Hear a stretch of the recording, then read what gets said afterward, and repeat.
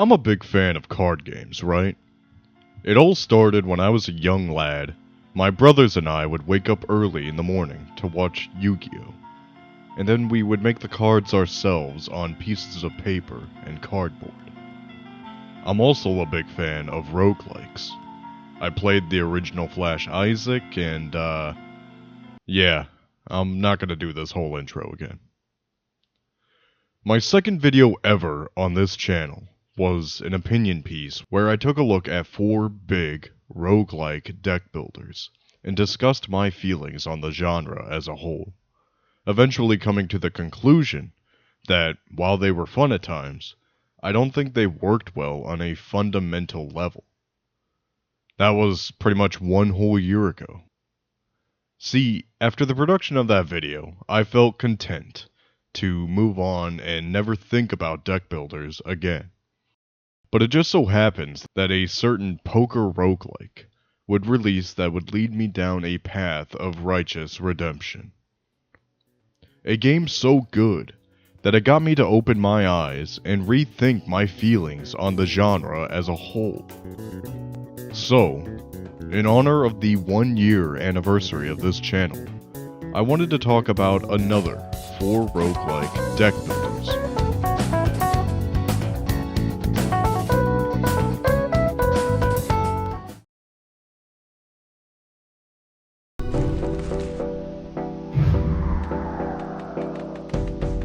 Balatro, Balto. If you are in that roguelike sauce like I am, then I am sure you are aware of last year's smash indie hit, Balatro. And if somehow you aren't aware, it was a nominee at the Game Awards last year, which was huge, since the last time we saw an indie game get nominated for Game of the Year was Celeste. And it's the first time ever that I think we've seen a sole developer get nominated for Game of the Year. Now, if you're like me, you don't put a whole lot of stock into the Game Awards. But I can attest that this game is fucking quality. As I said before, Balatro is a poker-inspired roguelike, where you stack your deck and beat antes that scale in difficulty pretty fast. While in the beginning you can win through luck and careful planning, at some point the blinds are going to outpace you, and there's really only one solution to keep up with them. That's right, we're gonna cheat.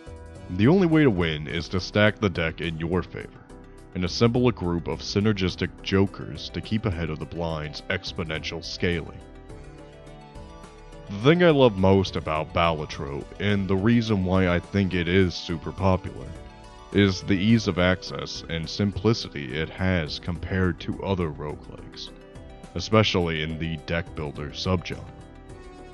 For this reason, I feel that Balatro is also a super good starting point for players new to deck builders, and new to roguelikes. While many others will have you memorizing complicated deck strategies, or managing multiple decks sometimes, Balatro starts you with the simple rules of poker, and from there, it is just a numbers game. Typically, how you win runs is you choose which joker makes your numbers go higher, until you eventually get bodied by the crazy expectations of the endless mode.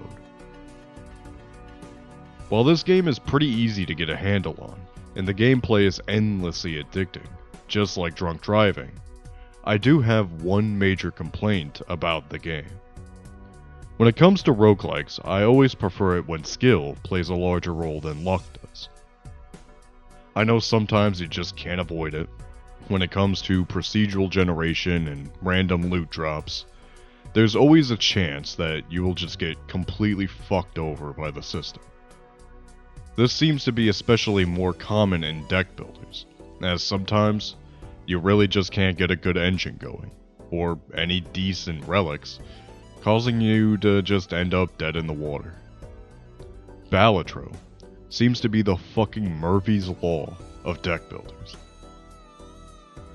I can't tell you how many times I've had an amazing run that just gets absolutely cucked by the plant or the cerulean bell or something. And it doesn't end there either, as when trying to go for gold stake, a lot of times you just gotta hope that you can get some nice starting jokers before you get fucking destroyed by the anti-3 small blind. In my last video, I talked about how demoralizing it is to see a run with good potential get snubbed by bad luck.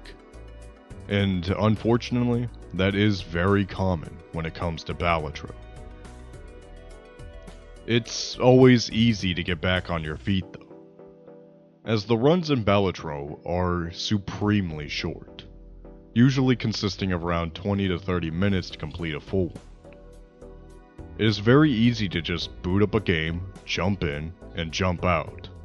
It's also super easy to just completely lose yourself in this game for this reason, as it's easy to shrug off losses and spiral into those win streaks. I, personally, would only play the game in very short segments while I was writing or editing videos. But even with only playing it like that, I was able to rack up almost 40 hours in 2 months. Balatro isn't my favorite roguelike. Hell, I don't think I would even say it's my favorite deck builder. But when the basics are perfected, it's hard not to fall in love. Balatro is simplicity personified, giving us a game that is worth much more than the sum of its base parts. And if somehow Local Thunk, the developer, is watching this video right now, I truly cannot wait to see Balatro Game of the Year Edition. The world has frozen over, and a menacing blizzard continues to rage over the mountain in the far north. After finding a lightly used adventuring log, you decide the call to action is too great. It's up to you to adventure to that mountain and put a stop to the unnatural storm. Put a stop to the Wild Frost. Wild Frost is a fairly new deck builder that just released in April of last year. It has you take on the role of a commander of an adventuring party that has to put a stop to whatever dark magic is freezing over the world. But dangerous tribes and creatures have been thriving in this new frozen wasteland. So you'll have to assemble a cast of colorful characters, as well as collect many powerful weapons to hope to reach the top of the mountain. As I'm sure you can tell from the gameplay, this game is obviously inspired by your traditional deck builders, like Slay the Spire and Griftlands, but also has a lot of hero and positioning mechanics, much like Darkest Dungeon, which is a game that I absolutely love. The combat comparisons to Darkest Dungeon go a little deeper though, as there is a lot of strategy behind positioning, debuffs, synergies, and most importantly, timing. Lining up attacks, denying vital players their move, stacking buffs, and eliminating problems will be key to the success of your runs in Wild Frost, especially since, much like Darkest Dungeon, even losing one part of your strategy will increase the likelihood of your defeat exponentially. These were all aspects of Darkest Dungeon that I really loved, but sadly, these mechanics just don't work as well in this game. Due to the nature of this game being a roguelike, random chance plays a big part in what builds and team comps you'll be able to use for your runs. So, in Darkest Dungeon, where you can pick and choose your heroes to counter whatever areas and enemies you will be fighting, that is just something you're not capable of in this game. Naturally, because of that, some builds and comps are significantly weaker compared to others. But in Wild Frost, unless you have a very good deck suited for every situation, A lot of times, these weaker engines will hit roadblocks that end with you heading back to the start of the run.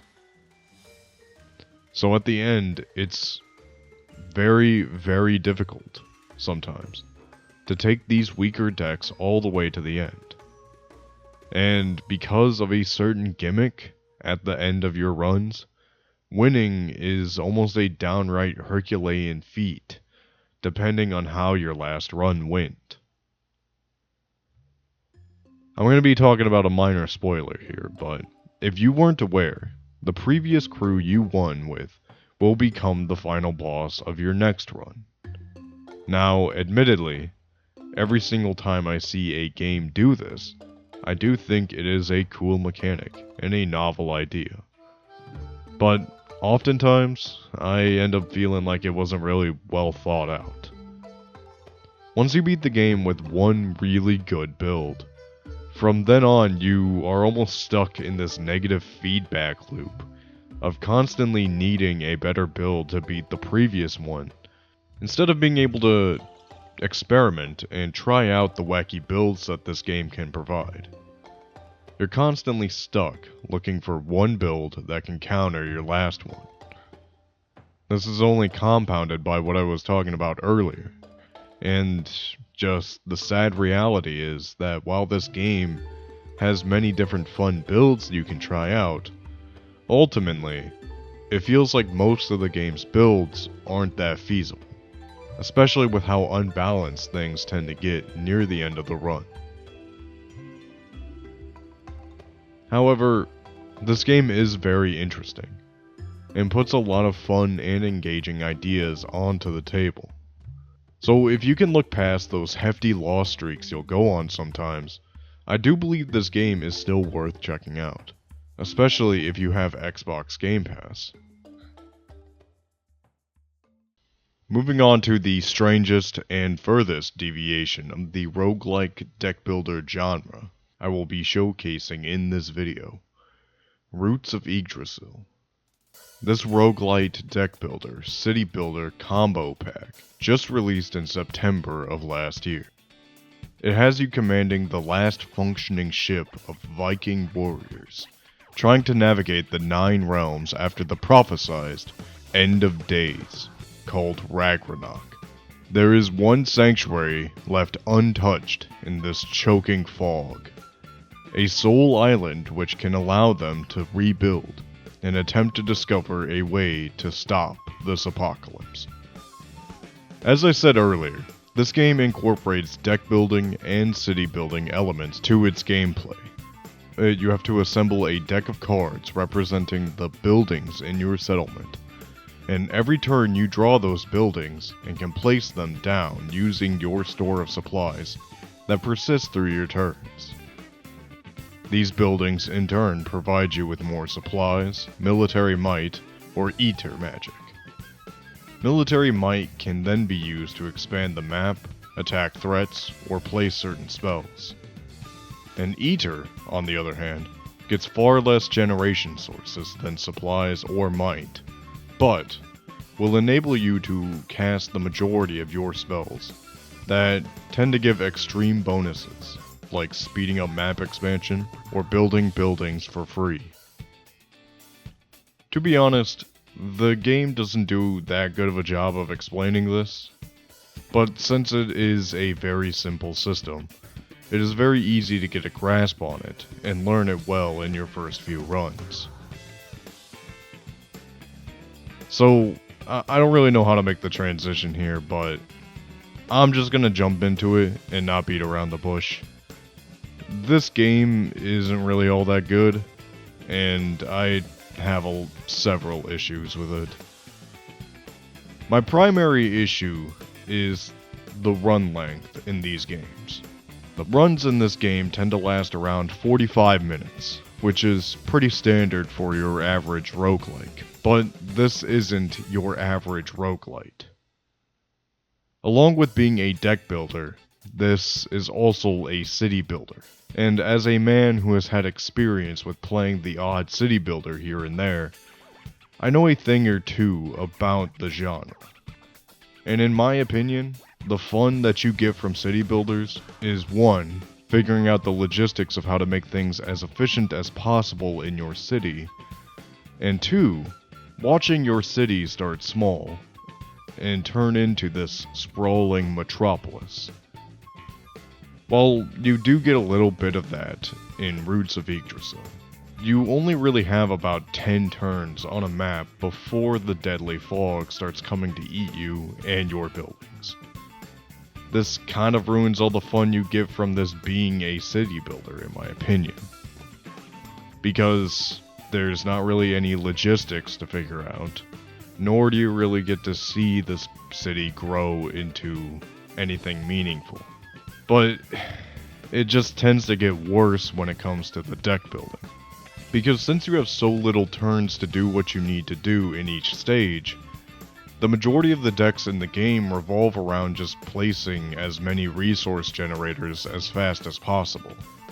And yeah, it gets a little hectic and fun for your first couple of runs.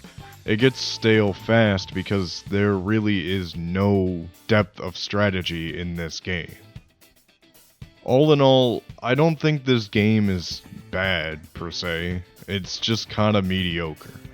Which I feel bad for saying, since it is a smaller dev studio. But this game shows a lot of promise. And I think the best way to make the game more interesting would be, honestly, just to increase the amount of time in each stage. As well as adding more complex mechanics to the city building, like supply lines or crop generation.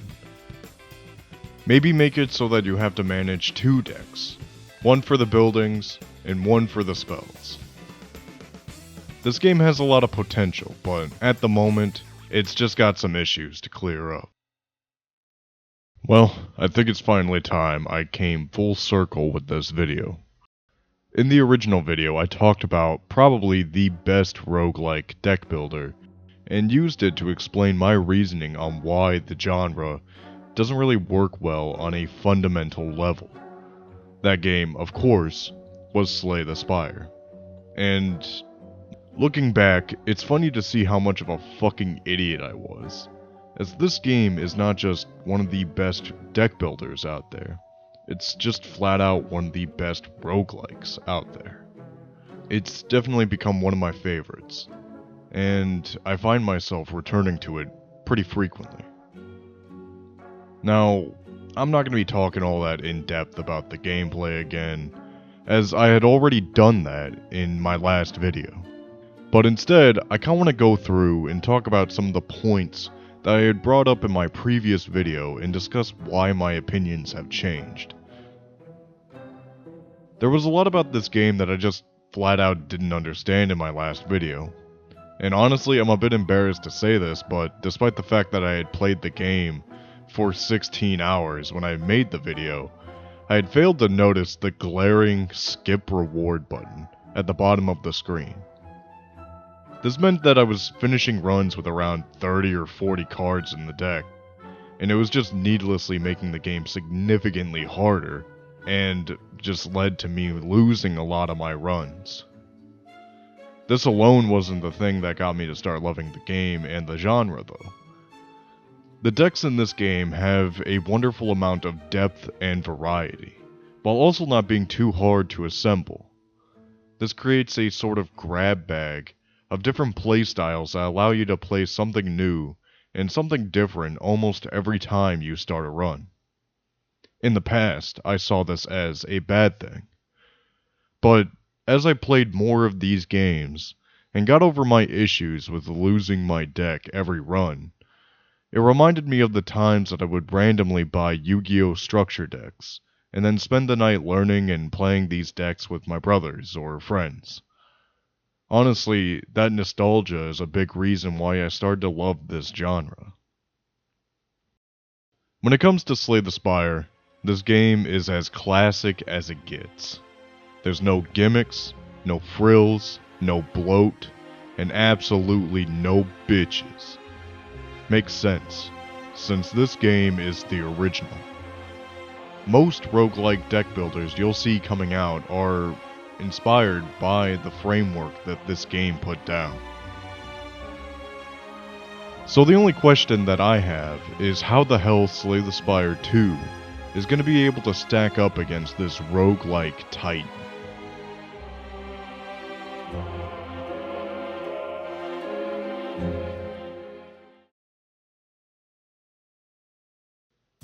So, 1 whole year ago, I made the very first video on this channel. Or, well, sort of. Now, originally I had planned to learn the program and move on, likely delisting these videos eventually. But instead, I found myself enjoying this process quite a lot actually. And surprisingly, I've just really fallen in love with making videos for this channel. It allowed me to use a lot of creativity that I felt was just wasted in my own head. And I'm also incredibly surprised by how much I've been able to improve my craft in this last year. And it's really just thanks to all of the people who watch my videos and have given me constructive criticism and support and just, you know, endlessly rewatching this shit to try and figure out like how I can improve my own stuff. Honestly, it's given me a lot more purpose in this last year than I've had, you know, in the past. I'm extremely excited to see what else I can improve this year. And hopefully, I can start making better videos for those who have supported me thus far. And before I sign out, I'd like to give a really big shout out to Miss Mechanical, who created the thumbnail for this video. I've put some links in the description if you want to commission her. That's gonna be all from me, though. Thanks for watching.